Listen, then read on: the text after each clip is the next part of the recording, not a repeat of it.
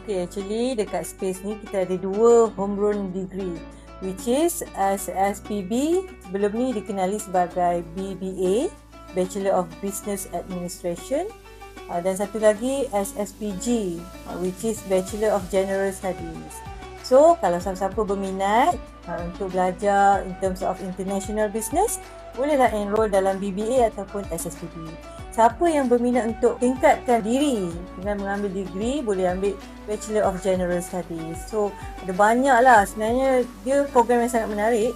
Kita offer dalam bentuk 2U 2H. 2 tahun di universiti, 2 tahun di rumah. Ataupun di kedai kopi ataupun mana-mana tempat yang kita selesa. Okay?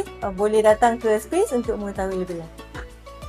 Terima kasih kerana menonton. Jumpa lagi esok dalam satu hari, satu soalan bersama Space UTM.